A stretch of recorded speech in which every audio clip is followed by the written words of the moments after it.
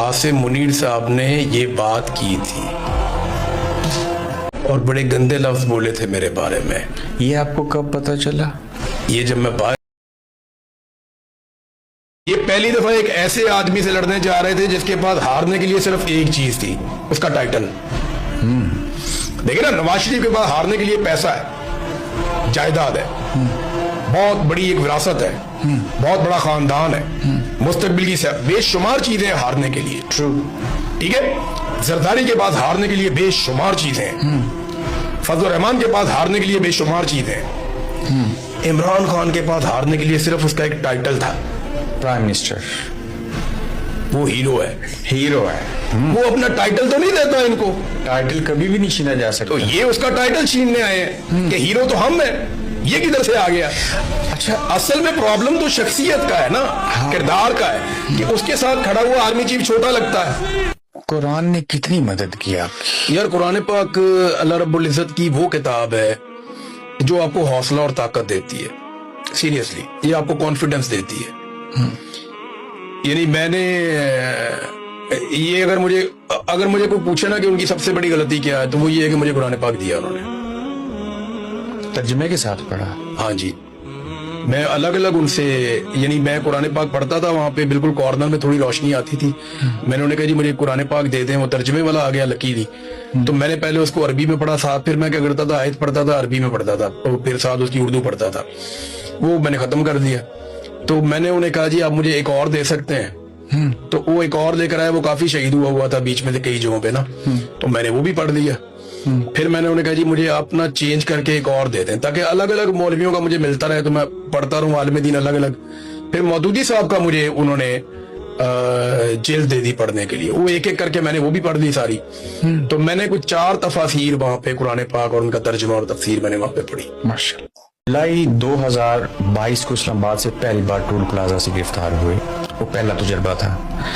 जब ये आपको लेके जाते थे तो क्या कहते थे आपसे? क्यों लाए, क्या करें, क्या चाहते हैं? नहीं, आपको क्या लगता है इमरान रियाज के सामने ऐसे बैठेंगे और थाने में डील करेंगे मेरे साथ? ऐसी तैसी नहीं डील करने वाले की, ये मुझे जानते हैं अच्छी तरह। ये मेरे सामने बैठ के मेरे साथ ये सिर्फ एक ही दफा डील कर सके, और उस वक्त भी मेरी आंखें बंद करके मेरे मुंह पे घोड़ा चढ़ा के मेरा हाथ कुर्सी के पीछे बांध के मेरे साथ बात करते थे। ये जो बेशर्मी वाली बात करनी होती थी कि हमारे साथ मिल जाओ या हमारे नैरेटिव चलो, जो हम कहते हैं वैसे करो, अपने ओपिनियन को मोल्ड कर लो, वो चीजें, ये मेरी आंखें बंद, मेरी आंखों में आंखें डाल के आज तक कोई एक आदमी भी ये नहीं कह सका कि ये कर और ये ना कर। उस वक्त भी यही रवैया होता था जेल में भी? जेल के अंदर तो मैं बड़ा कंफर्टेबल रहता था, थाने में, जेल में टक करके ऐसे जवाब देते थे। मुझे सिर्फ प्रॉब्लम हुई थी जब मैं ISI मुझे उठाकर ले गई थी, जबरी तौर पे लापता किया था। उसमें सबसे बड़ा प्रॉब्लम मुझे ये था, मेरे ज़हन पे दबाव था कि मेरी फैमिली को मेरे बारे में कोई इन्फॉर्मेशन नहीं है और मुझे उनके बारे में कोई इन्फॉर्मेशन नहीं है कि वो किस हालत में है। पता नहीं ये उनके साथ क्या सलूक कर रहे हैं, क्योंकि मुझे उन्होंने तीसरे दिन बताया था, दूसरे दिन इन्होंने मुझे बताया था कि पाकिस्तान में हमने मार्शल लॉ लगा दिया। अच्छा। और पूरे पाकिस्तान पे हमारा कंट्रोल है। तो मुझे लंबे अरसे तक यही पता था कि पाकिस्तान में मार्शल लॉ लगा। आपने यकीन कर लिया था? मेरे पास कोई ऑप्शन ही नहीं था। जब कहा कि वहां पे हर दूसरे दिन तो किसी बंदे को फेंटा लग रहा होता था, बल्कि दिन में 3 दिन 4 दफा लग रहा होता था। आपको आवाज आती? लोगों को फेंटियां लगती थी वहां पे शुरू में। 2 महीने बाद आवाजें आना बंद होगी। मैं कहा यार उनके सारे चले गए, मैं ही रह गया हूँ यहाँ पे। तो जब कहा, मुझे महसूस होता था कि यहाँ मैं अकेला रह गया हूँ और कोई भी नहीं है यहाँ पे, अब ऐसा भी लगता था मुझे। तो जब कहा गया कि हमने मुल्क में मार्शल लॉ लगा दिया, तो लिहाजा इमरान रियाज खान साहब आप अपना फैसला करें, तो डिक्टेटर का नाम क्या बताया? नहीं, मुझे उस बंदे ने कहा कि आसिम मुनीर साहब जो हैं वो चीफ एडमिनिस्ट्रेटर है पाकिस्तान के, सारा कंट्रोल उनके पास है। सदर पाकिस्तान? हाँ, या वो उनके पास सारा कंट्रोल है पाकिस्तान का। अब पाकिस्तान वैसा नहीं है। जो इमरान खान है वो, उसके सारे लोग, पार्टी खत्म हो गई इनकी, हर चीज हमने कंट्रोल कर ली है, और कोई औरत भी अब इसके अंदर नहीं बची पार्टी में। इस तरह की इन्होंने मुझे बातें की। इन्होंने कहा जी सब खत्म हो गया, कुछ बाकी नहीं है, तो तुम ये कौन सी लड़ाई? मैंने फिर कहा कि यार मैं किसी की लड़ाई लड़ी नहीं रहा, मेरा तो अपना सादा सा मौके पे कि मैंने कोई गुनाह किया, मुझे आप जेल में डाल दें, और अगर मैंने कुछ गलत किया तो वो आप मुझे बता दें, और अगर मेरे से आपको लगता है कि मैं अच्छा काम कर सकता हूं तो वो भी आप मुझे बता दें। तो वो मैं उनसे बार बार पूछता था कि मेरा गुनाह ही बता दें, मुझे आपको जुर्म बता दें। वो कहते नहीं, जुर्म तो तुम्हारा कोई नहीं, लेकिन अभी जो हमारे बड़े हैं ना उनको तुम बाहर सूट नहीं कर रहे। उन्होंने मेरे पे बहुत दबाव डाला ना कि तुम ये स्टेटमेंट दो कि तुम अपनी मर्जी से कहीं चले गए हो। तो फिर मुझे बड़ी खुशी हुई। अच्छा। हालांकि इन्होंने मेरे पे बड़ा टॉर्चर किया उसमें, यानी 16 दिन इनको लग गए मेरे से वो स्टेटमेंट लेने में। आपने तो ये भी बयान नहीं दिया? 16 दिन लगे। नहीं दिया? 16 दिन के बाद दिया। अच्छा, दिया, लेकिन इस तरह का दिया इनके किसी काम नहीं आया। हिकमत से दिया। हाँ, उन्होंने 16 दिन तक मेरे पे टॉर्चर भी किया, बदतमीजी की, मुझे मारा। एक दिन तो ऐसा था कि मुझे 3 बंदे उठा के वापस लाए थे, तो उठा के लाके उन्होंने वापस मुझे मेरे सेल में छोड़ा। तो मैं ये बयान, अच्छा मुझे उससे खुशी हो रही थी कि इसका मतलब है कि इनके ऊपर दबाव बढ़ रहा है कि इमरान रियाज की तरह है। अगर ये कह रहे हैं कि तुम ये स्टेटमेंट दो कि तुम अपनी मर्जी से कहीं पे आए हुए हो और जब हालात बेहतर होंगे तो तुम घर वापस आ जाओगे, तो ये स्टेटमेंट जो ये मेरे से मांग रहे हैं ना, इसका मतलब ये है कि इनके ऊपर दबाव पड़ रहा है। ठीक, मैं अकेला नहीं हूं। इसका मतलब है सिस्टम पे इनका उतना कंट्रोल नहीं है जितना ये दावा करते हैं। इसका मतलब है कोई इनको भी चैलेंज करने वाला बाहर बैठा हुआ है। मेरे दिमाग में ये आया उस वक्त, और फिर मैं दुआ मांगता था कि जो भी मेरे लिए आवाज उठा रहा है अल्लाह ताला उसको ताकत दे। तो मैंने वो स्टेटमेंट नहीं दिया। फिर जब इन्होंने बहुत ज्यादा दबाव डाला ना मेरे पे, तो मैंने कहा मैं फिर कैसे करूं। फिर मैंने अल्लाह ताला से दुआ करना शुरू की। फिर मुझे लगा कि मैं दे दूं स्टेटमेंट। क्या दुआ मांगते थे? मैं अल्लाह ताला से कहता था मुझे रास्ता दिखा, मैं क्या करूं अभी यहाँ पे। तो फिर मुझे ऐसा लगा कि मुझे स्टेटमेंट दे देना चाहिए। 5 मैंने इनको नियत की कि मैं बयान दे देता हूँ। वो तो कितनी दफा मैंने की, तो बहुत दफा मैंने, तो लेकिन 4-5 दफा मैंने इनको कह दिया अच्छा कि आ जाओ भाई, ले लो जो स्टेटमेंट चाहिए। फिर क्या हुआ? बस ये आते थे स्टेटमेंट लेने, तब तक मेरी नीयत बदल जाती थी। तो जब एक बार आपने उनको कह दिया कि मैं बयान देने को तैयार हूँ, ले आओ वीडियो कैमरा और सारा कुछ, हाँ। फिर क्या हुआ कि इस दौरानिए में मैंने रिकॉर्ड देखे, मैं आपको बताता हूँ, 2 दफा मैंने वीडियो रिकॉर्ड भी करवाई। अच्छा हाँ, एक दफा मैंने करवाई, वो इनके किसी काम नहीं आएगी, ये जब मर्जी चलाएंगे, वो उल्टा इनके गले पड़ेगी। मैं प्रोडक्शन का आदमी यार, सारी जिंदगी यही काम करता रहा हूँ। कुछ ऐसी वीडियो, मैं कंटेंट का आदमी हूँ, मेरा काम ये है ना। 2 वीडियो जो रिकॉर्ड करवाई वो कभी रिलीज कर सकते हैं? करके देख लें, उल्टा फंस जाएंगे। मैंने, अच्छा वो एक जो मैंने रिकॉर्ड करवाई, उसके बाद वो कोई 10 दिन के बाद आगे मुझे उन्होंने कहा कि ये अपने वीडियो रिकॉर्ड करवाई है, ये किसी काम की? ये क्या, वहां उसको जो रिकॉर्ड करने आया था उसकी जितनी अकल थी उसको समझ ही नहीं आई। उसने जाके कहीं अपने सीनियर्स को दिखाई होगी, उन्होंने गौर से देखी, उनको समझ आई।